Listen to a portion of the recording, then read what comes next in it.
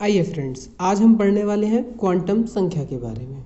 तो वीडियो को शुरू करने से पहले चैनल को सब्सक्राइब करें, वीडियो को लाइक करें। आइए शुरू करते हैं। पहले पढ़ते हैं हम क्वेश्चंस के बारे में। क्वांटम संख्या से आप क्या समझते हैं? चारों क्वांटम संख्याओं की विवेचना कीजिए। सबसे पहले क्वांटम संख्या की परिभाषा। परमाणु में इलेक्ट्रॉन नाभिक से एक विशेष दूरी पर होता है तथा उसमें ऊर्जा की एक निश्चित मात्रा भी होती है।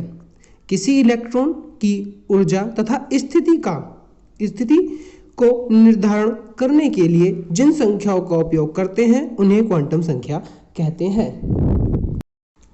ये चार प्रकार की होती हैं। सर्वप्रथम सबसे नंबर 1 मुख्य क्वांटम संख्या।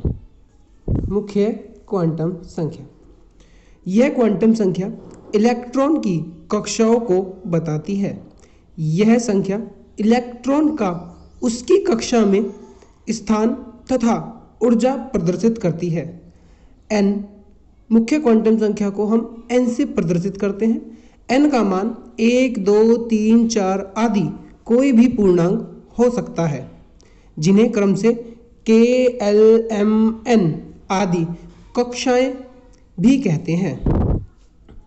इसे n से प्रदर्शित करते हैं।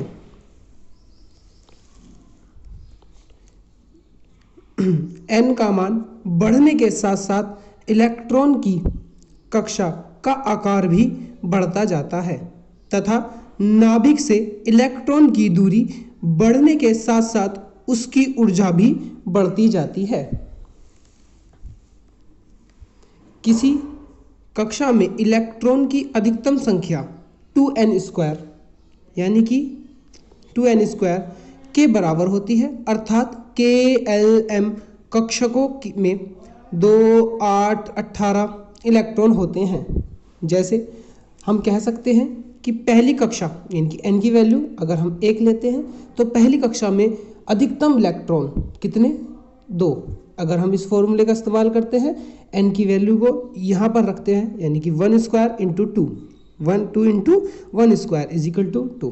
अगर हम n की वैल्यू को 2 यहाँ पर पुट करते हैं तो 2² यानी कि 2 का स्क्वायर 2 दूनी 4, 4 दूनी 8। इसी प्रकार अगर हम n की वैल्यू 3 लेते हैं यानी कि तीसरी कक्षा लेते हैं तो इलेक्ट्रॉनों की संख्या 18 होगी। अगली क्वांटम संख्या डिंगसिंग क्वांटम संख्या। इस क्वांटम संख्या से किसी कोश के उपकोषों की संख्या तथा उसके आकार का ज्ञान होता है। इससे सहायक क्वांटम संख्या भी कहते हैं।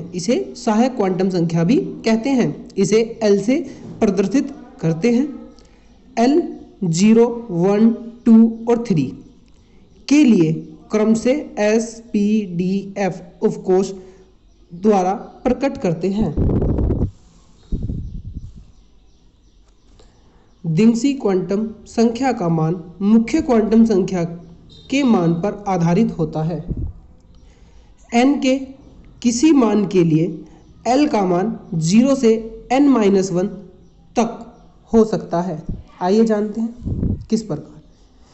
यदि n की वैल्यू 1 है तो L की वैल्यू 0 से n-1 यानी कि n की वैल्यू को यहाँ पर पुट करने पर 1 - 1 0 यानी कि L की वैल्यू 0 होगी। यदि हम n की वैल्यू 2 पुट करते हैं तो 0 से 2n2-1 यानी कि 0 से लेकर 1 तक यानी कि 0 और 1।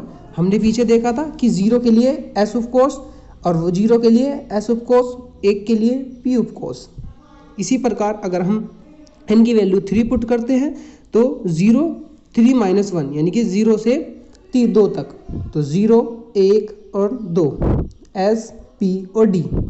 4 के लिए 0, 1, 2, 3 यानी कि S, P, D और F। चुंबकीय क्वांटम संख्या, तीसरी क्वांटम संख्या जिसका नाम चुंबकीय क्वांटम संख्या है। आइए जानते हैं। यह क्वांटम संख्या किसी उपकोष में कोषों की संख्या को बताती है। जैसे P उपकोष में Px, Py, Pz। पिछली कक्षाओं में हम ये बात पढ़ चुके हैं कि P उपकोष 3 कक्षकों से मिलकर बना होता है। Px, Py, Pz तीनों कक्षकों में विभाजित होता है जो x, y और z की और अनुदिश होते हैं। इस प्रकार डी उपकोष 5 तथा एफ उपकोष 7 कक्षकों में बटी होती है इन कक्षाओं की व्याख्या चुंबकीय क्वांटम संख्या से व्यक्त की जाती है। चुंबकीय क्वांटम संख्या को m से प्रदर्शित करते हैं। m का मान -L से +L तक होता है, जीरो सहित। -L से +L तक जीरो सहित होता है तथा m के कुल मान 2l+1 होते हैं। इससे अभिविन्यास का निर्धारण होता है। यदि L का मान 0 है तो उपकोष S होगा और M का वैल्यू -L से +L तक जीरो सहित, यानी कि सिर्फ और सिर्फ 0, और M के जो कुल मान होंगे वो सिर्फ और सिर्फ 1 होगा। जानते हैं, यदि L का मान 1 है तो P उपकोष होगा और M का मान -1 से +1 तक जीरो सहित, यानी कि 1, 2 और 3। हमारे पास M के कुल कितने मान आए? 3 मान आए। अगर यदि L का मान 2 है तो उपकोष होगा D। M के मान -2 से +2 तक जीरो सहित, यानी कि -2, -1, 0, +1, +2। कुल मान कितने होंगे? 1, 2, 3, 4 और 1, 5। यदि L का मान 3 है तो उपकोष F होगा। M के संभावित मान कितने होंगे? -3, -2, -1, 0, +1, +2, +3। कुल मान कितने हुए? 7। आइए जानते हैं चक्रण क्वांटम संख्या, अंतिम क्वांटम संख्या, चौथी क्वांटम संख्या। चलिए, नाभिक के चारों ओर विभिन्न कक्षाओं में घूमने वाले इलेक्ट्रॉन अपनी अक्ष पर भी चक्कर लगाते रहते हैं, जिस कारण इलेक्ट्रॉन में कोणीय संवेग उत्पन्न हो जाता है। इस कोणीय संवेग का प्रभाव इलेक्ट्रॉन की ऊर्जा पर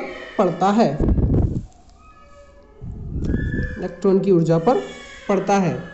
इस कोणीय संवेग को व्यक्त करने के लिए चक्रण क्वांटम संख्या का प्रयोग करते हैं। इलेक्ट्रॉन का घूमना कभी भी पूर्ण नहीं होता तथा वह आधा दक्षिणावर्त यानी कि क्लॉकवाइज अथवा वामावर्त तथा एंटी क्लॉकवाइज में घूमता है। अतः S के 2 मान होते हैं। क्लॉकवाइज के लिए S का मान +12, एंटी क्लॉकवाइज के लिए S का मान -12। Thank you.